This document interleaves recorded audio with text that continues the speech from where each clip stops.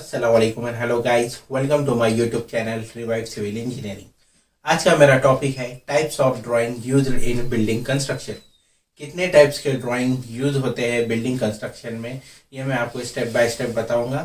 First, जब भी हम कंस्ट्रक्शन के बारे में सोचते हैं तो पहले उसके लिए एक प्रॉपर प्लानिंग करना ज़रूरी होता है।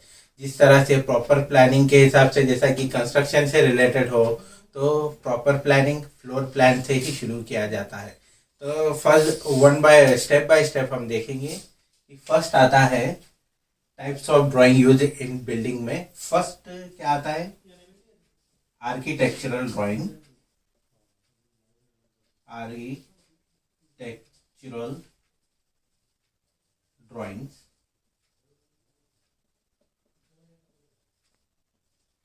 आर्किटेक्चरल ड्राइंग फर्स्ट आता है टाइप्स ऑफ ड्राइंग्स में है आर्किटेक्चरल ड्राइंग्स। फर्स्ट तो आर्किटेक्चरल ड्राइंग के लिए फर्स्ट है, एक तो साइट प्लान प्रिपेयर करना पड़ता है। सेकंड है उसका वर्किंग प्लान।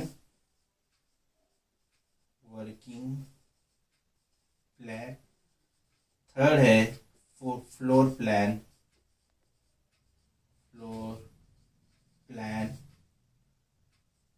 फोर्थ है इसके सेक्शन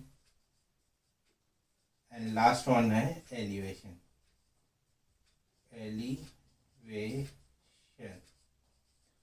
जिस तरह से देख सकते हैं आर्किटेक्चरल ड्राइंग्स में भी फर्स्ट है साइट प्लान। पहले साइट पे क्या क्या करना है, क्या क्या वर्क करना है, उसके लिए एक प्रॉपर प्लान करने की ज़रूरत है, साइट प्लान की।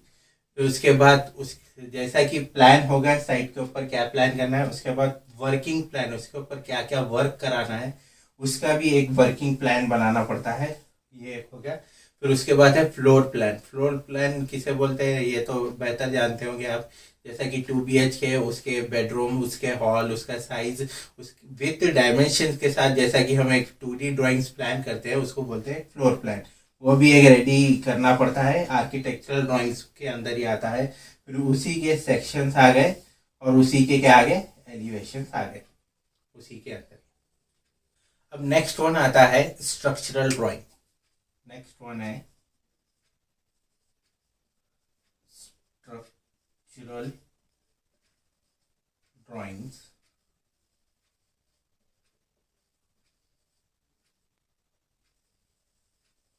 इसी में भी अलग अलग टाइप्स के स्ट्रक्चरल ड्राइंग मिलते हैं।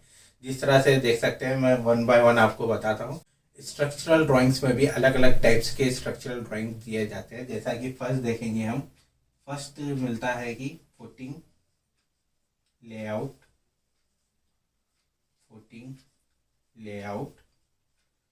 सेकेंड मिलता है कॉलम लेआउट।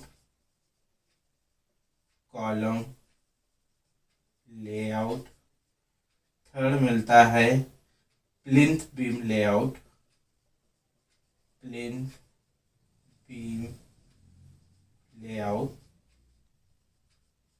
फिर उसके बाद फोर्थ वन मिलता है लिंटल बीम लेआउट।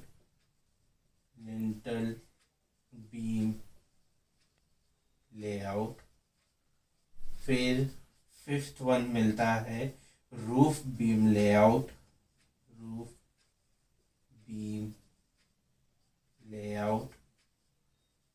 फिर सिक्स्थ वन मिलता है स्लैब लेआउट। स्लैब का भी लेआउट मिलता है। फिर लास्ट वन मिलता है स्टेयर का भी। इसका भी एक लेआउट ही मिलता है एक तरह से। तो हम देखेंगे step by step. Footing layout, इतने टाइप्स के स्ट्रक्चरल ड्राइंग्स है। स्ट्रक्चरल ड्राइंग्स इतने टाइप के, इसमें हम देखेंगे स्टेप बाय स्टेप कि कौन से ड्राइंग्स में क्या क्या स्ट्रक्चरल इंजीनियर प्रोवाइड करता है। जैसा कि देख सकते हैं फुटिंग लेआउट में एक तो फुटिंग का डायमेंशन मेंशन किया जाता है, और स्टील कितने number of bar steel use किया जाता है, मेन बार, डिस्ट्रीब्यूशन बार, ये भी मेंशन दिया हुआ रहता है।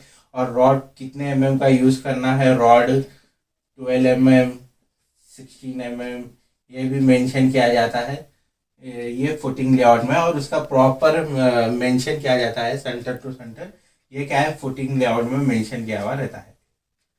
और सेकंड है कॉलम लेआउट। कॉलम लेआउट में एक तो उसकी कॉलम की साइज हो गई, उसका डायमेंशन हो गया कॉलम का, और उसका प्लेसमेंट प्लेसमेंट किधर आता है किधर नहीं, ये कॉलम का भी कॉलम लेआउट में मेंशन दिया हुआ रहता है। और साथ ही साथ कॉलम लेआउट में कितने एमएम के बार्स यूज किया जाता है और स्टीरअप्स के कितने एमएम के स्टीरअप्स यूज किया जाता है, ये पूरा मेंशन दिया हुआ रहता है कॉलम लेआउट में। और प्लिंथ बीम किधर आता है कि ग्राउंड लेवल तक जब कॉलम स्टॉप कर दिया जाता है तो ग्राउंड लेवल के ऊपर ही जो बीम फिरता है वो उसको बोलते हैं प्लिंथ बीम। प्लिंथ बीम में दिया जाता है एक तो उसका डायमेंशन, और डायमेंशन के साथ साथ टॉप बीम में टॉप बार्स में कितने बार्स यूज हो रहे हैं, टॉप में बॉटम में कितने बार्स यूज हो रहे हैं, एक्स्ट्रा बार्स कितने प्रोवाइड हो रहे हैं, ये पूरा मेंशन दिया हुआ रहता है प्लिंथ बीम लेआउट में। और लेंटल बीम लेआउट जैसा कि देख सकते हैं आप रूफ बीम लेआउट से एकदम नीचे। लेंटल बीम लेआउट जैसा कि देख सकते हैं हम नीचे से अगर कंस्ट्रक्ट कर रहे हैं, 7 फीट की वॉल कंस्ट्रक्ट हो गई, टोटल हाइट 11 फीट रखते हैं, 7 फीट जैसा ये हाइट हो जाती है वहाँ पे एक लेंटल बीम प्रोवाइड करते हैं। तो लेंटल बीम का एक तो उसका डायमेंशन दिया हुआ रहता है, डायमेंशन के साथ साथ उसके एक रॉड्स, जो कितने एमएम के रॉड्स इस्तेमाल कर रहे हैं टॉप में बॉटम में, ये पूरा क्या है एक लेंटल बीम लेआउट में मेंशन दिया हुआ रहता है। साथ ही साथ उसके बाद है roof beam layout lentil beam से 2-3 फीट 3 फीट हाइट के ऊपर ही रहता है, स्लैब से एकदम नीचे, लेंटल से थोड़ा ऊपर, तो वो आता है रूफ बीम लेआउट। जितने भी बीम्स है उसके भी कितने हैं, प्राइमरी बीम हो गई, सेकेंडरी बीम हो गई, ये अलग अलग टाइप्स के बीम्स रहते हैं। उसमें उसके डायमेंशन, एक तो डायमेंशन मेंशन किया हुआ रहता है, रॉड्स कितने एमएम के यूज हो रहे हैं वो मेंशन किया हुआ रहता है, टॉप में कितने बॉटम में कितने हैं, एक्स्ट्रा बार्स कितने प्रोवाइड हो रहे हैं, ये पूरा मेंशन दिया हुआ रहता है रूफ बीम लेआउट में।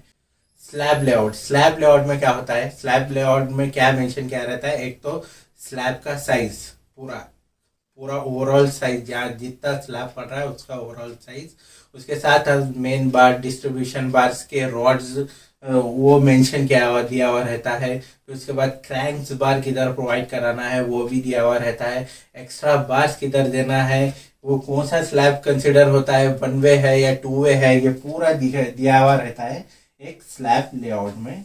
जनरल नोट्स फॉर एग्जांपल के तौर पे मैं आपको बताता हूँ जनरल नोट्स कैसा रहते हैं। ये एक तरह का ड्राइंग शीट है समझिए, इसमें एक ड्रॉ किए सो एक लेआउट है समझिए, कौन सा भी लेआउट, फुटिंग होगा, कॉलम होगा, कौन सा भी लेआउट होगा, उसके राइट साइड यहाँ पे जो राइटिंग में मेंशन दिया हुआ रहता है, इसमें क्या है जनरल नोट्स लिखे हुए रहते हैं। मैं कुछ पॉइंट्स आपको हाईलाइट करके बताऊंगा कि कौन से पॉइंट्स रहते हैं जो इजीली अंडरस्टैंड हो, एक साइट इंजीनियर को आसानी से एग्जीक्यूशन कर सके साइट पे। तो देख सकते हैं फर्स्ट तो स्ट्रक्चर इंजीनियर क्या मेंशन करता है कि जो भी ड्राइंग्स है, उन्हें जो भी ड्राइंग्स प्रिपेयर किया है उसका यूनिट क्या है, मीटर है, एमएम है, फीट है, ये मेंशन दिया हुआ रहता है जनरल नोट्स में। ओके, फिर सेकंड पॉइंट क्या है, इस सेकंड एक तो क्या दिया हुआ रहता है इसमें, कंक्रीट ग्रेड कौन सा यूज कर रहे हैं इसमें, M20 या M25 कौन सा कंक्रीट यूज कर रहे हैं ये भी। फिर उसके बाद है स्टील का ग्रेड कौन सा यूज कर रहे हैं ये भी मेंशन दिया हुआ रहता है, FE 500 है या FE 550 है, ये भी मेंशन दिया हुआ रहता है।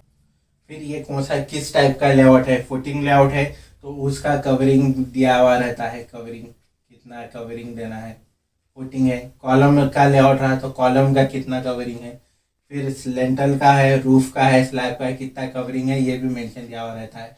फिर उसके बाद है डेवलपिंग लेंथ LD कितना, वो एज पर स्ट्रक्चरल इंजीनियर के भी ऊपर ही डिपेंड रहता है कि ये ड्राइंग के ऊपर ही प्रिपेयर करते हैं उन्होंने, तो इसलिए क्या है LD 50D हो या 60D हो, ये पूरा मेंशन दिया हुआ रहता है। डेवलपिंग लेंथ भी कितना प्रोवाइड करना है। फिर देखते हैं एसबीसी का फुल फॉर्म है safe bearing capacity. Safe bearing capacity ये फाइंड नहीं करते स्ट्रक्चरल इंजीनियर, ये फाइंड करते हैं जियो टेक्निकल इंजीनियर, क्योंकि सॉइल का जो सेफ बेरिंग कैपेसिटी है वो फाइंड करना है, सॉइल की जो स्ट्रेंथ मालूम करते हैं। तो जिस तरह से इसको भी क्या है मेंशन करते हैं एक जनरल नोट्स में, ये लेआउट के जनरल नोट्स में सेफ बेरिंग कैपेसिटी भी मेंशन करते हैं। जिस तरह से क्या फॉर एग्जांपल ले रहा हूँ 200 किलो न्यूटन या 250 किलो न्यूटन, ये कुछ ऐसा मेंशन दिया हुआ रहता है सॉइल की भी स्ट्रेंथ के बारे में आता है। Third one electrical drawings. Third one है इलेक्ट्रिकल ड्राइंग्स।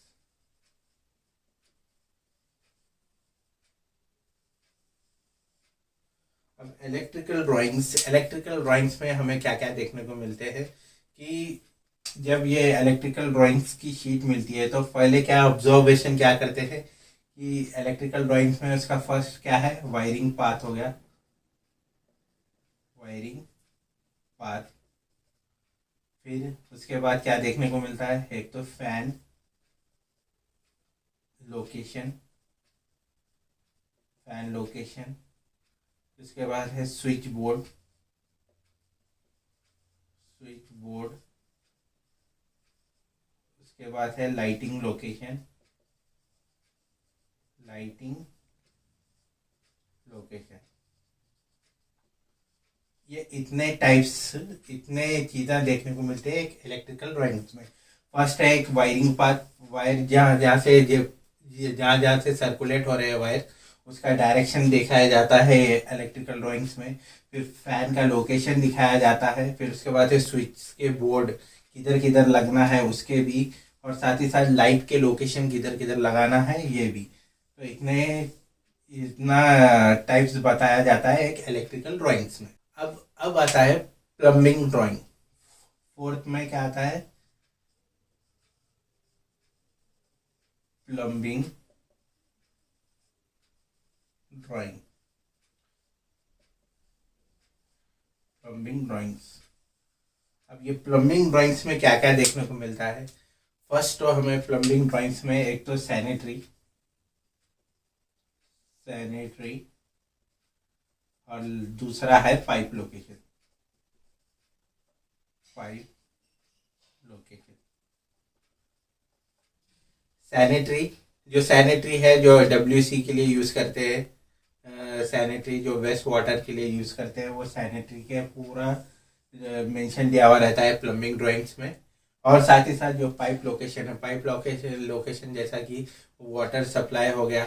अब फिफ्थ वन ड्राइंग है MEP ड्राइंग, MEP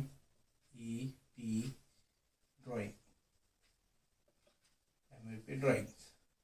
अब ये MEP ड्राइंग में क्या क्या देखने को मिलते हैं, इसमें दो चीजें देखने को मिलती है। एक तो है fire fighting,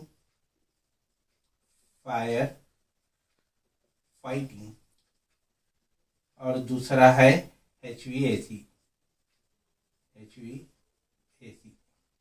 MEP drawing, MEP का फुल फॉर्म है मैकेनिकल इलेक्ट्रिकल प्लम्बिंग ड्राइंग। तो MEP ड्राइंग्स में एक तो देखने को क्या मिलता है, फायर फाइटिंग, जो भी फायर से रिलेटेड हो वो चीज़ देखने को मिलती है, फायर फाइटिंग। और नेक्स्ट है HVAC में जितने भी AC के पॉइंट्स हो गए, AC के डक्ट्स लाइन किधर से किधर जा रहे हैं, ये पूरा MEP ड्राइंग में मेंशन दिया हुआ रहता है, इसलिए HVAC भी इंक्लूड होता है MEP ड्राइंग में। और लास्ट वन ड्राइंग है finishing drawing. Finishing drawing.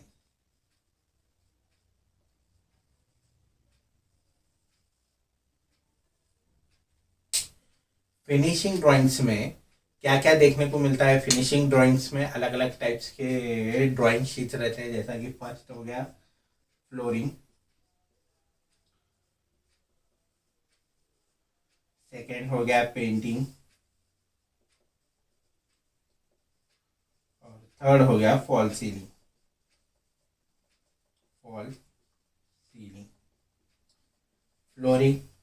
Flooring इसे बोलते हैं फ्लोरिंग, जो टाइल्स, कितने टाइल्स यूज हो रहे हैं, कितने क्वांटिटी में टाइल्स यूज हो रहे हैं, कौन से टाइल्स कहाँ यूज हो रहे हैं, ये पूरा क्या है इसमें मेंशन दिया हुआ रहता है फिनिशिंग ड्राइंग के अंदर, फ्लोरिंग है उसमें। और साथ ही साथ पेंटिंग जहाँ जहाँ पेंट कराना है उसका भी पूरा दिया हुआ रहता है इसमें। और फॉल सीलिंग जहाँ जहाँ लग रही है, जहाँ नहीं लग रही है, कितने क्वांटिटी में क्या क्या लग रहा है, ये पूरा डिटेल दिया हुआ रहता है फॉल सीलिंग में।